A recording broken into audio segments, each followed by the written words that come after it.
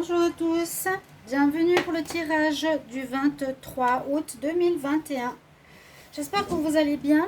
Donc je fais ce tirage le 22 en ce jour de pleine lune, jour de pleine lune bleue, de nombre, de maître nombre, 22, jour particulier. Je ne sais pas si vous avez bien vécu cette journée, si c'était des réussites, qu'est-ce qui vous est arrivé. Vous pouvez me mettre en commentaire un petit message. Donc, on va regarder pour les énergies du début de semaine prochaine, qu'est-ce qu'on donne pour le collectif pour cette journée du 23 août 2021 pour tous. Vu que c'est un tirage collectif, ça ne peut pas parler à tout le monde, bien sûr, mais c'est donc des tirages ici avec des messages généraux des anges, messages angéliques pour l'amour. Après, c'est les 12 maisons astrologiques qui touchent les 12 domaines importants de notre vie, le foyer, les amis, le travail, etc.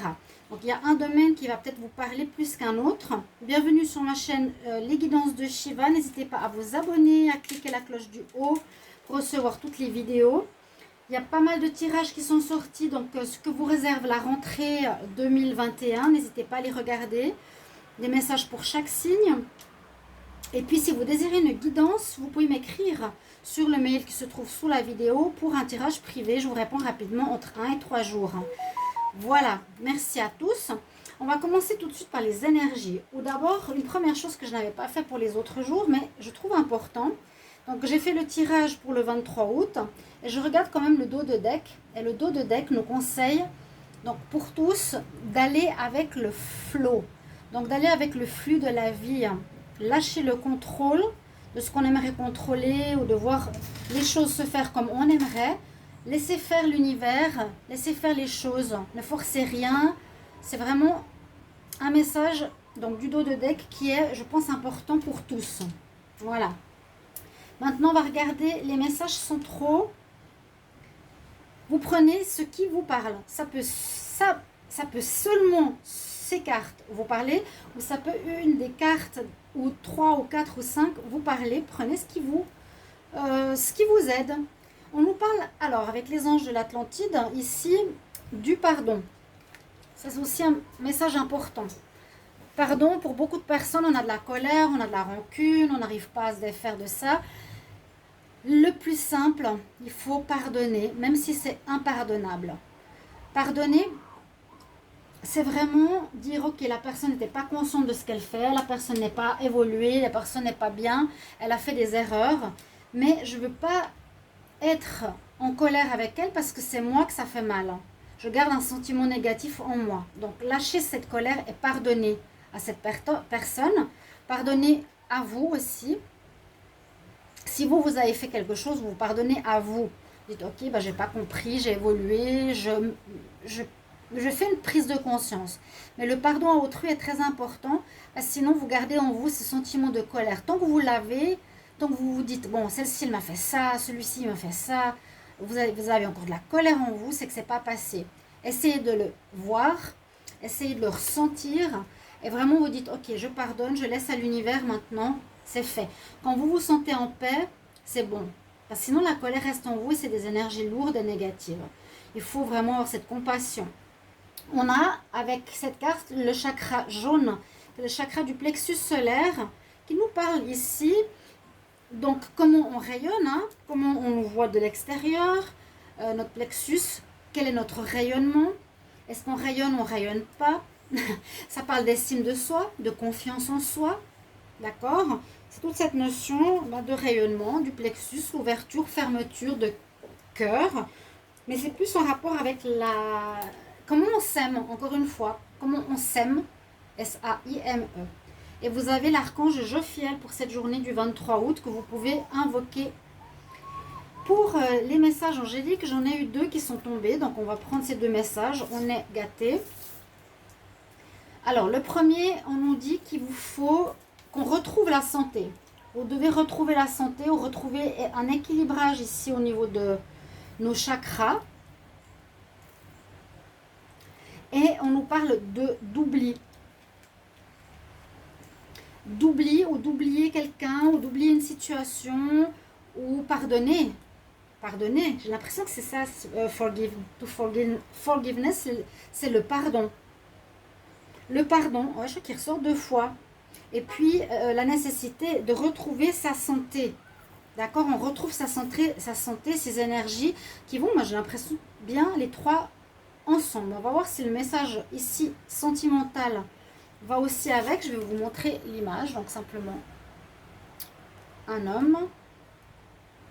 Alors, oui, ça parle. Ne prends pas de décision basée sur la culpabilité ou sur ce que tu crois devoir faire, car c'est seulement en étant sincère avec toi-même que tu pourras l'être avec les autres. Donc, comme ce dos de deck va avec le flow, c'est aussi essayer de ne pas contrôler ce que tu dois faire ou ce que tu crois devoir faire. Fais seulement ou dis seulement quelque chose quand tu seras sincère avec toi-même. Voilà. Très important, message. On continue et on commence avec les maisons. Alors, la maison 1 nous parle de la maison de l'ego, de nous, du moi. On a la carte intensification.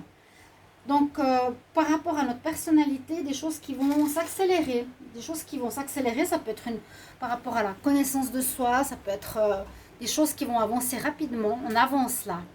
S'il y avait des blocages, s'il y avait des choses en attente, votre personnalité avez envie d'avancer.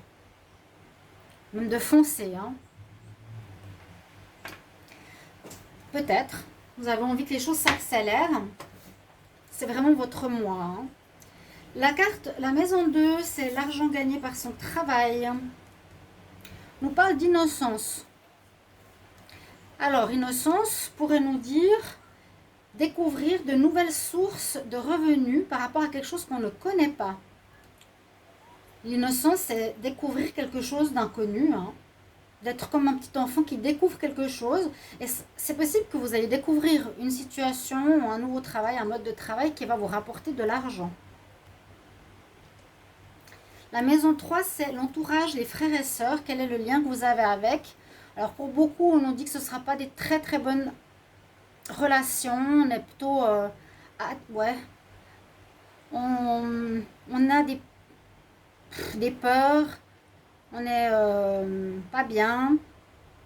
On est poings et pieds liés. On s'en veut. Soit vous, soit les amis ou frères et sœurs. Relation tendue ou de manipulation aussi. Par rapport à la famille, au foyer, la maison 4, alors on nous dit que ce sera assez joyeux, que ce sera, ou ça nous conseille de vivre des moments de joie, des moments d'amusement, de danse. Voilà, danse à la maison avec vos enfants. Prenez des moments joyeux pour oublier peut-être certaines difficultés, au tracas du quotidien. La maison 5 nous parle d'amour, de créativité. Hein, la maison 5, c'est la créativité. Il y aura du changement. C'est une très belle carte avec l'équilibre au centre. Je ne sais pas si vous voyez. Sont belles ces cartes de l'Oshozen. On parle de changement. Vous allez à nouveau peut-être trouver de nouvelles idées hein, par rapport à la créativité, par rapport à l'amour, au plaisir. Il y a du changement dans le domaine amoureux, il y a du changement dans le domaine de la créativité, des plaisirs. Faire les choses autrement. Maison 6, c'est la vie quotidienne. Dans notre vie quotidienne, en ce 23, ou notre bien-être, on nous dit qu'il sera important d'être en accord avec autrui. On aura besoin les uns des autres pour que ça marche. On ne peut pas effectuer une tâche sans quelqu'un. On aura besoin de l'aide. Là, les trapézistes, il ne peut pas faire ce qu'il doit faire sans les autres. Donc, importance d'être en communion avec autrui dans la vie quotidienne de tous les jours, tout simplement. La maison 7 nous parle de tout ce qui est lien avec les autres, contrat, union.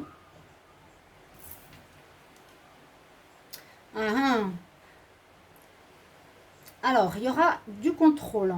Vous aurez envie peut-être de contrôler quelqu'un dans votre couple. C'est le lien qu'on a avec les autres, hein, les contrats, l'union.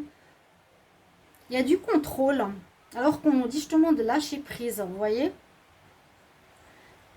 Alors, moi je dirais, ok, si cette énergie ressort pour le collectif, essayons de ne pas être trop dans le contrôle dans notre relation. Justement pas. Dans les contrats non plus. Aller avec le flux, c'est peut-être mieux pour tous. La maison 8, c'est la transformation. Vous voyez, le 8, c'est la fin, le renouveau, l'infini. Alors, effectivement, on nous dit que peut-être pour recommencer quelque chose, il va falloir aller ici pas à pas, moment par moment, étape par étape. C'est la maison de l'infini, le 8. Fin, recommencement de cycle. Et un nouveau cycle peut-être qui commencerait ici, mais il faut aller doucement, petit à petit, un pas après l'autre. La maison 9, c'est la maison de la spiritualité, des voyages, de l'étranger. On voit qu'il y aura du partage, on nous dit. Et on voit en plus que cette personne a l'air d'être d'un autre pays, pleine de couleurs, où on offre on dirait qu'on offre, c'est des offrandes, hein, on partage des choses. Donc peut-être vous allez rencontrer des gens d'un autre pays, ou vous allez parler avec des personnes d'autres pays, d'autres cultures, vous partagerez vos connaissances, votre nourriture, certaines choses dans ce sens-là. Le partage, c'est très bien ça.